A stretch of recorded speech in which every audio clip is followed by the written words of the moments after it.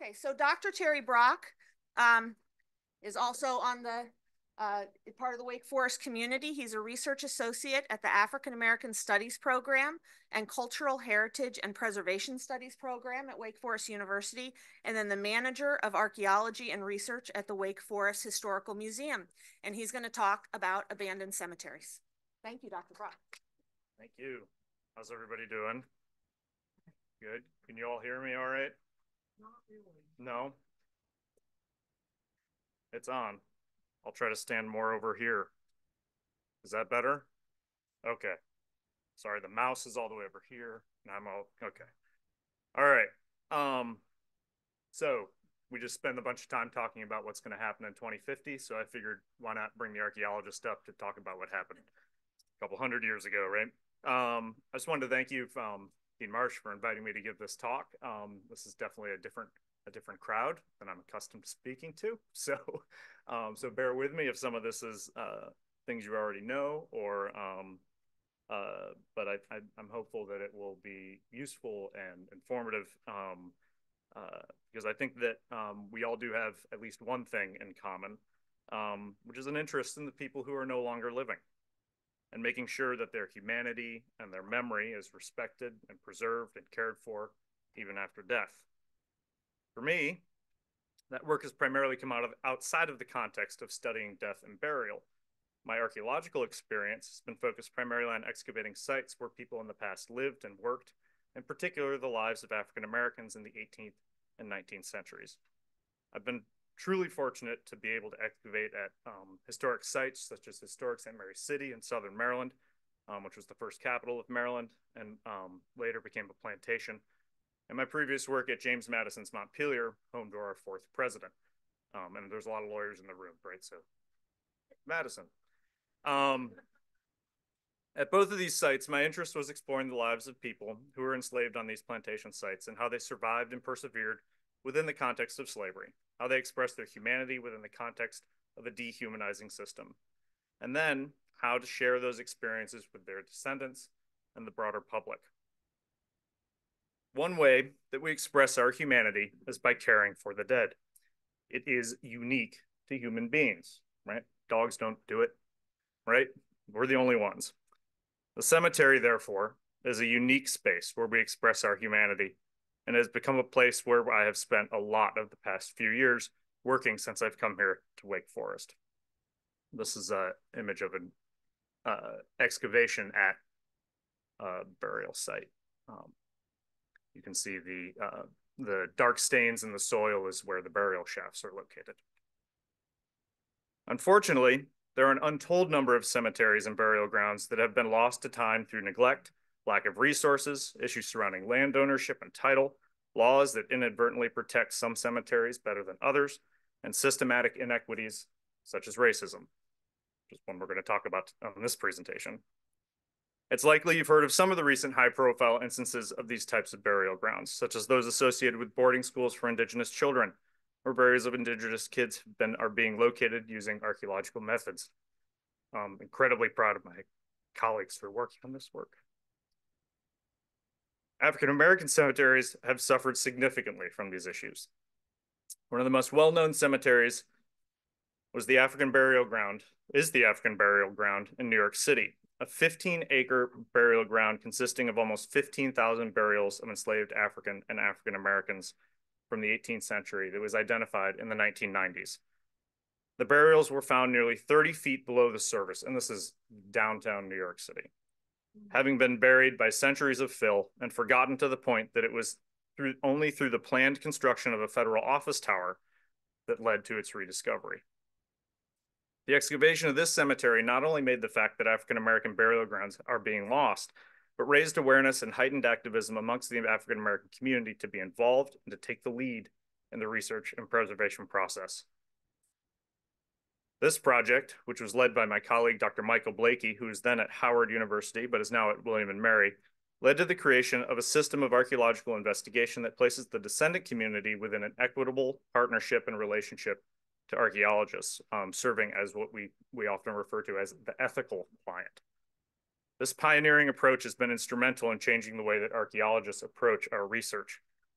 with an increasing focus on engaging and working and collaborating with communities. The New York City burial ground, however, is not an anomaly. In my former hometown of Richmond, Virginia, multiple burial grounds are buried in the city, home to thousands of the resting place of thousands of Black Americans. And even in death, archaeology has shown how institutions of higher education have disturbed Black resting places.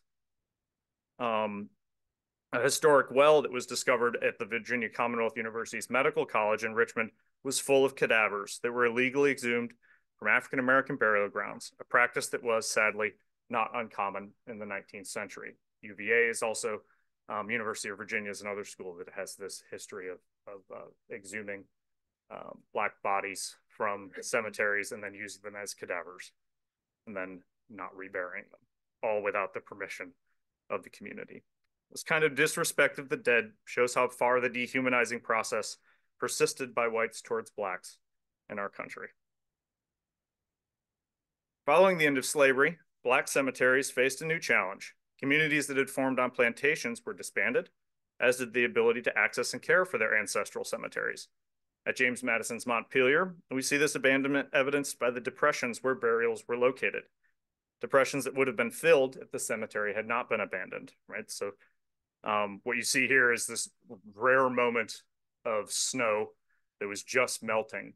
And you can see how the snow has filled these depressions in this cemetery that's otherwise entirely unmarked. The cemetery we now know probably has around 300 burials, but many of them do not have these depressions. And that's likely due to a couple of reasons. Some is because of the plowing of some of the site and its use as agricultural fields. But the other is that a cemetery that's being cared for regularly, these depressions would be filled in. The depressions, of course, come from the coffin decomposing and the ground shifting. But I love this photo. I think it's amazing with the snow being able to see those burials so clearly. Let's see. Even following slavery, we see the inequitable treatment of cemeteries depending on who is buried there. Let's go back to Richmond. Here for a good example. Hollywood Cemetery on your left is located downtown, directly adjacent to the James River, and covers 135 acres. It is home to a number of prominent white individuals, including many notable Confederate generals. It is, by all accounts, a beautiful cemetery. And incredibly well maintained. Meanwhile, Evergreen Cemetery and East End Cemetery, which neighbor each other and are located on the edge of the city, are two cemeteries for the African American community that is the final resting place of incredibly notable and important African Americans, both from Richmond and to our country, such as businesswoman Maggie Walker and journalist John Mitchell Jr. These cemeteries, that's an image of one of those cemeteries on the right. These cemeteries have been entirely overgrown, and when management was turned over to the city, after pressure from volunteer groups, the foundation that was placed in charge of the cemetery alienated those committed volunteers, and then later filed for bankruptcy after mismanaging public funds.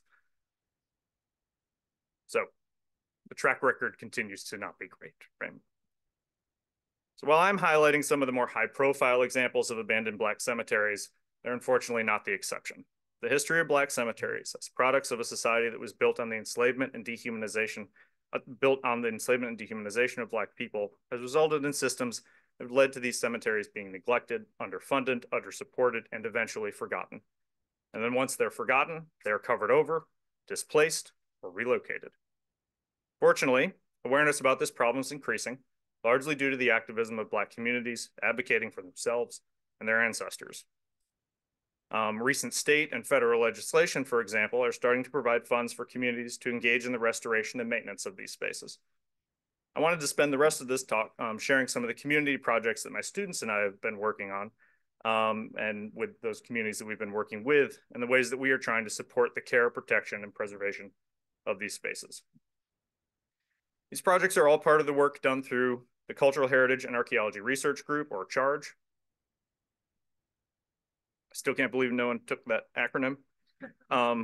up until 2 years ago. Our focus is to do collaborative research projects with communities and organizations that are interested in cultural heritage and historical archaeology. A lot of our work focuses on digital applications and using geographic information systems and survey mapping, interpretation, making resources accessible to communities and descendants. I wanted to talk about 3 projects we're working on that relate to cemeteries, 2 that are local and 1 that is in Alabama. I want to emphasize from the get-go that these are not projects that we, out of the goodness of our hearts, went out and started. Right? These are cemeteries that are under the care of local citizens and descendants who are doing incredible work in protecting and preserving their cemeteries. So these are community-led projects, and we are simply trying to bring whatever experience, expertise, and resources that we can to help support what their overall goals are. Let's see. So I'll start with the site that's furthest away, down in Africatown in Mobile, Alabama. This is a community that's also called Plateau. Anyone from Alabama? No? Maybe online. All right.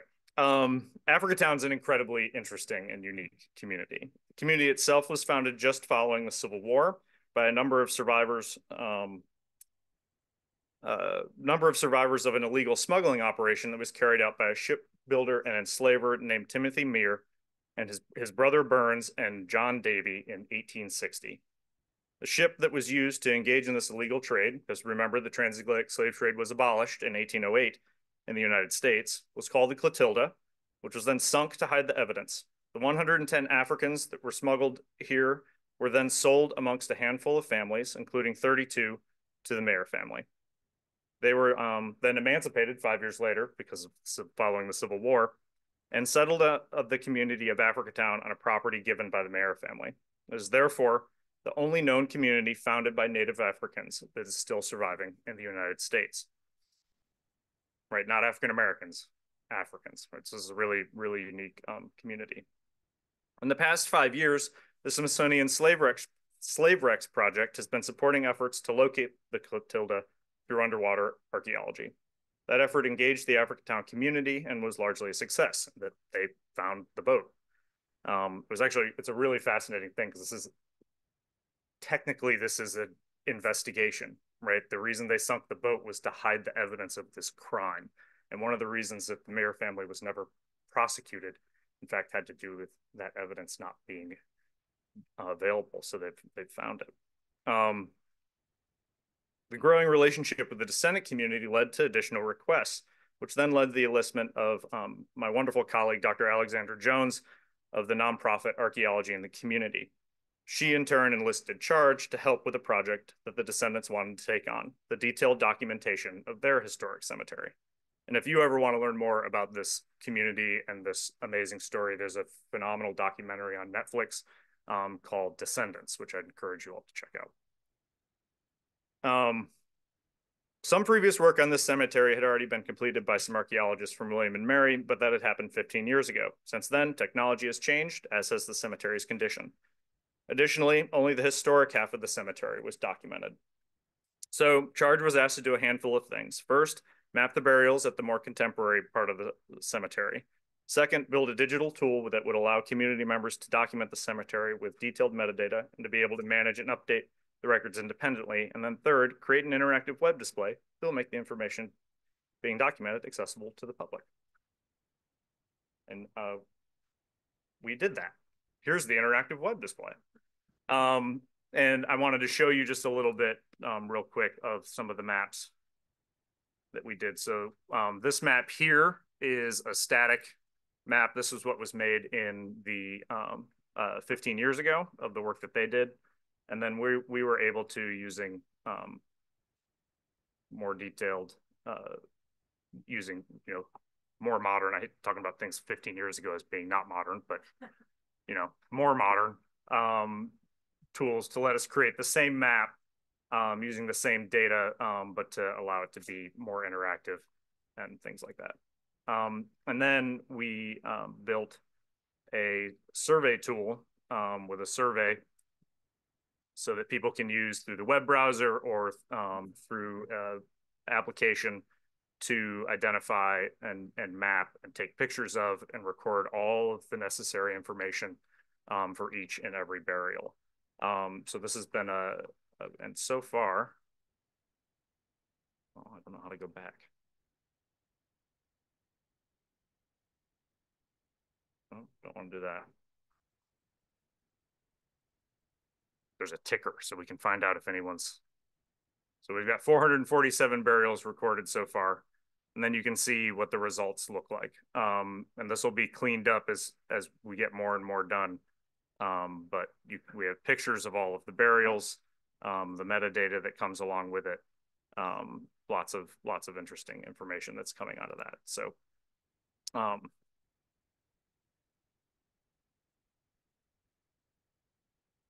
in order to do all of that, we used a drone to create an aerial image of the southern half of the cemetery, and we've been drawing in the outlines of those burials into a geographic information system, or a GIS. Does everyone know what a GIS is?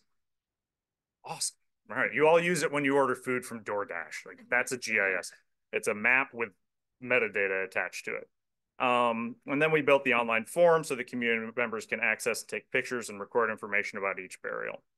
Like I said, almost 500 burials have been documented, and we have students working and building all of these things and monitoring and double checking all the data that's entered and things like that. So the students have been really involved in this project. So far, everything's gone smoothly. And in many ways, the project is one of the least challenging that we're working on. The cemetery, although it has challenges, is in relatively good condition.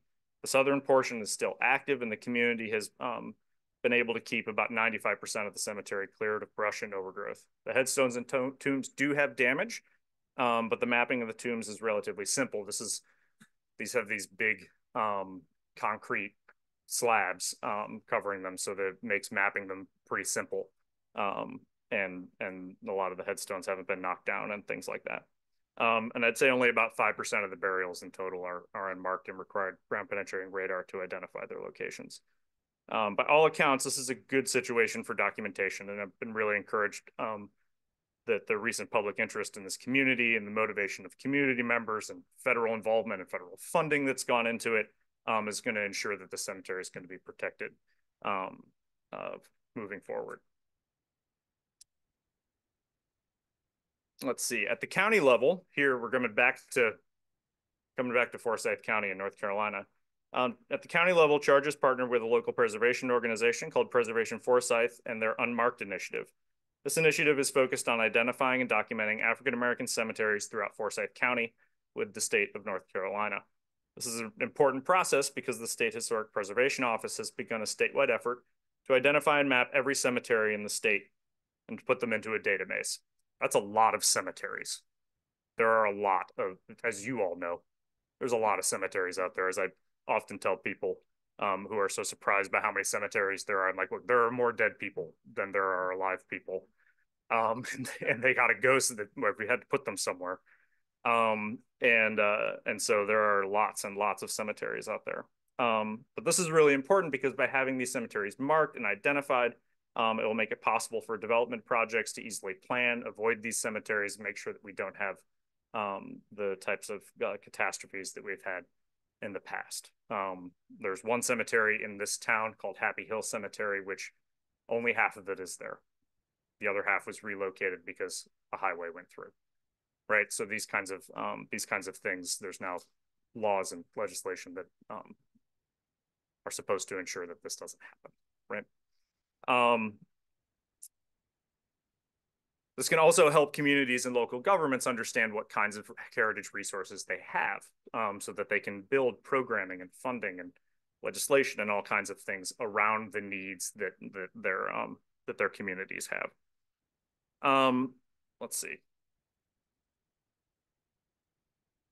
One of the primary sources that the state is relying on for information about cemeteries are members of the public. Their website includes a citizen cemetery form, which is meant for community members to print out, fill out, and then send to the state, who then enters the information into their survey. This form collects broad data about the cemetery itself, where it's located, what its boundaries are, how many burials there are, how many headstones there are, who manages the cemetery, so on and so forth. And it's not intended for the kind of detailed information that we would collect if we're collecting in Africatown, for example. Along with Preservation Foresight, we submitted a certified local government grant to receive funding to both streamline this process by making it digital and also to test the system by going through Forsyth County's cemetery files and entering them into the system. So basically, before we go out and try to find other cemeteries, we wanted to see what's already been documented and recorded and then put it into the state's system as best as we could with the information that we had available. Going through the county cemetery files was, let's see. So to make the citizen form digital, we used the same tools we used for the Africatown project, making it accessible on mobile phones and through a browser. And this also streamlines the process, making it easier for a person doing the documentation and also for the state, since they don't have to then manually enter a paper form. It can all happen automatically. Going through the county's cemetery files was the more tedious process. When all was said and done, we identified 304 cemeteries in Forsyth County and entered as much information as we could from the available files. What we did not do is go out and physically visit any of these cemeteries, meaning that a large majority of the cemeteries are undocumented besides their name and their location. A lot of the files that we had was just a dot on a map and a name, and that was it. So we don't know who's buried there. We don't know how big it is, all that information. That's going to require site visits, which is hopefully going to be the next certified local government grant. In total, though, we identified 26 African-American cemeteries in Forsyth County. So that's our minimum count. Right? The most discouraging part about the results of the survey is not only how little information was collected about these cemeteries, but the last time that many of them were surveyed. A large majority were last documented between 1979 and 1981, which I can tell you because that was when I was born, 43 years ago. Who knows what state these cemeteries are in now, right? 43 years is I've changed a lot in 43 years, right? Like, so who knows what state these cemeteries are in? Our next effort will be to begin fully documenting the cemeteries that we've identified and focusing on the African-American cemeteries, since we know that they are so often under threat. And this is another, you're going to probably similar looking page, right? But we do have, again, an interactive map that shows you where all these cemeteries are, and then has whatever available metadata attached to it, so on and so forth.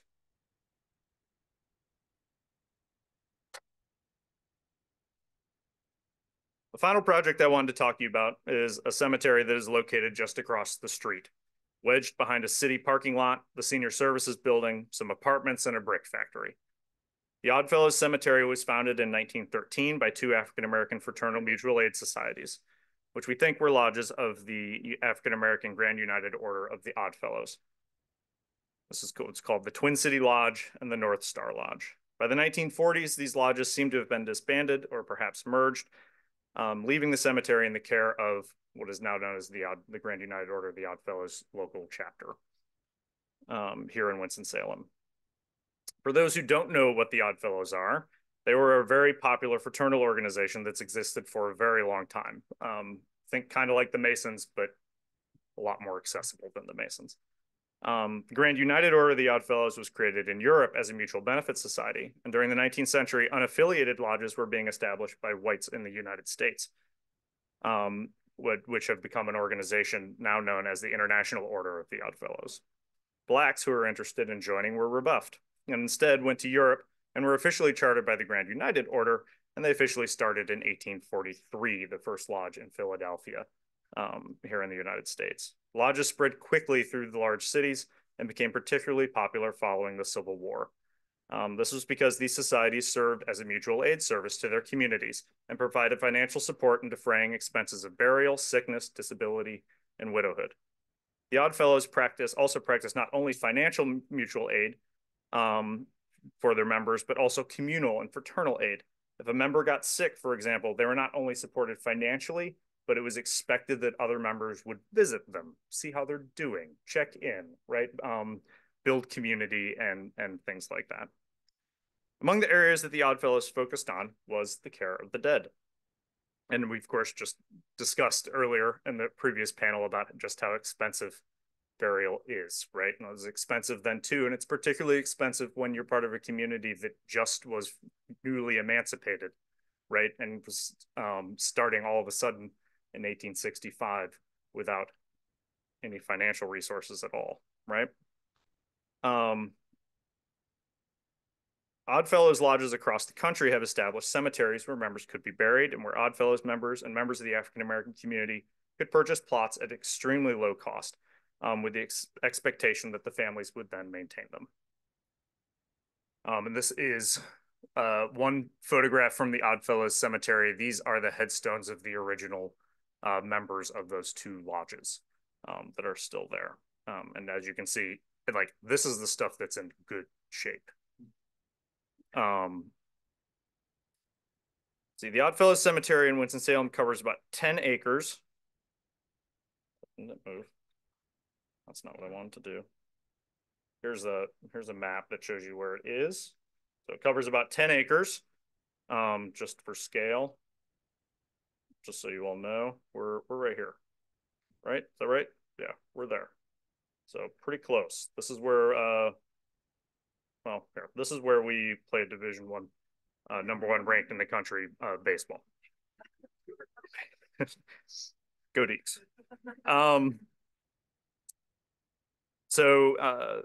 Anyway, it's covers 10 acres and has nearly 10,000 people buried in this cemetery, and it has really had a rough time. So bear with me real quick. This is a wonderful map viewer that was made by the county, and we are going to look at a whole bunch of. Do you all think you're going to look at this many maps when you came to this conference? Welcome to what an archaeology conference is. It's just pictures of fields and maps. So these are the red are the plots that were owned by the Twin City Lodge, and then this guy right in here was owned by the other lodge, the North Star Lodge. But what we're going to do is we have the aerial photographs that take you from the 1950s all the way to the current moment. And so you can see here, right, the cemetery is all in here, and there's really nothing around it, right? But as we progress, you start to see things happening surrounding.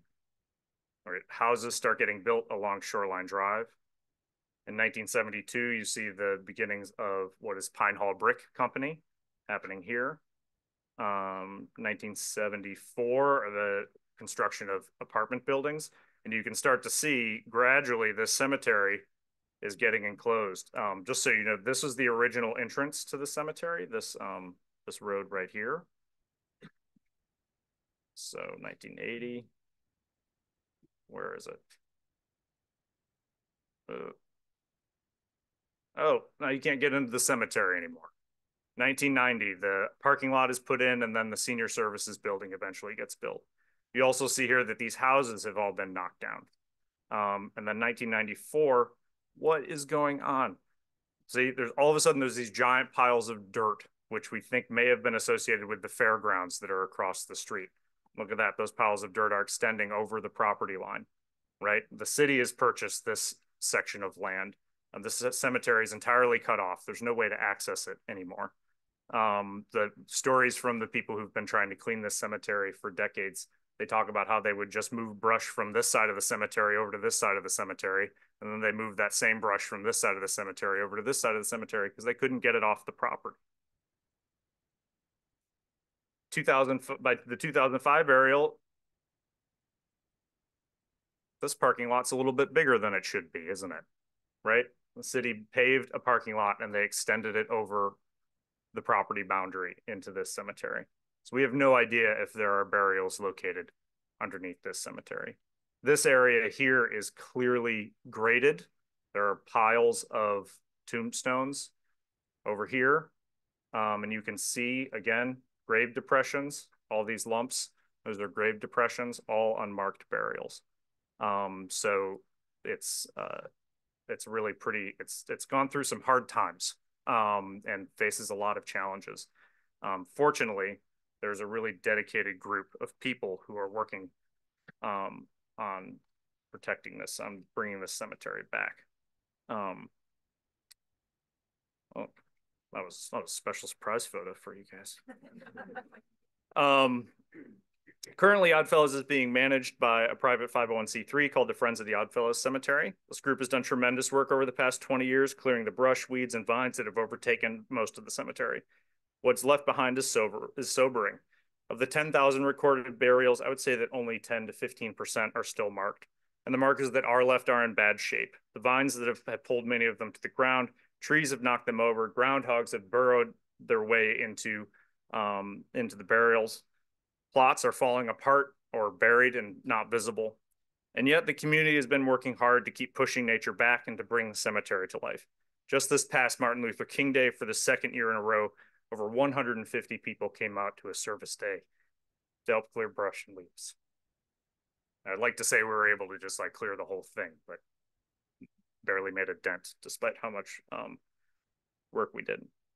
Our effort at CHARG in partnership with Oddfellows is twofold. First is to help build partnership between Wake Forest and the Friends of the Oddfellows to raise awareness about the cemetery, but also to encourage students, faculty, staff, presidents to participate in helping the cleanup and research effort. That's President Wente, for those of you who are not.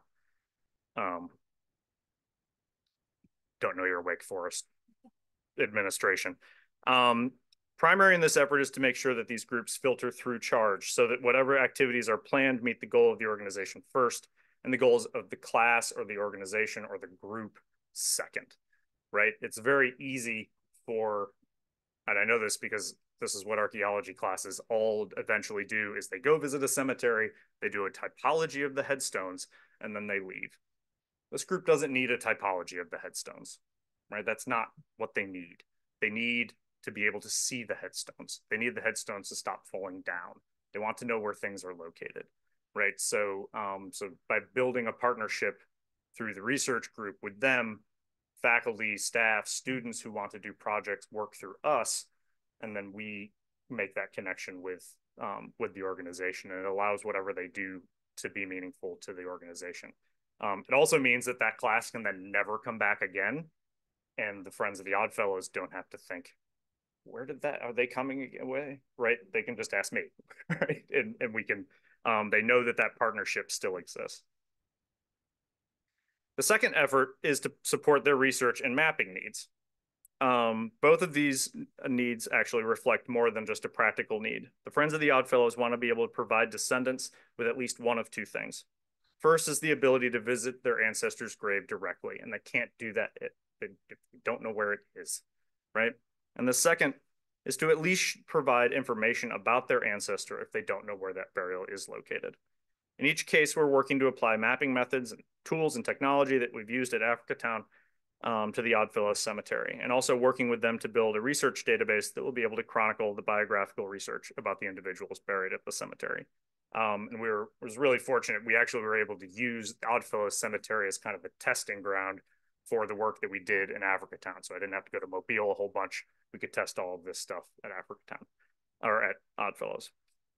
So for those of you who are able and interested, we've put together a volunteer opportunity for you all tomorrow at the Oddfellows Cemetery. It's close by. Tomorrow from 11 to 2. If you are interested, I've been told that it qualifies for pro bono credits. Ooh, I don't know what that means, but I was told that that's incentive. So that'll be happening, and it'll be myself will be out there. Some of the members of the Friends of the Oddfellows will be there, and also some of my students will be out to help. It's please bring a water bottle, wear long sleeve pants, long sleeve shirts, closed-toed shoes, but it is always a lot of fun, and it's really fulfilling and rewarding work. Anyway, in conclusion, wanted to thank you all for listening to an archaeology talk, and really enjoying learning from you all today, and really glad that you're all here in Winston-Salem. And I encourage you all, when you go home, look up a cemetery. It's out there. It needs your help, and there's a community that's working hard that you can be a part of. So thank you.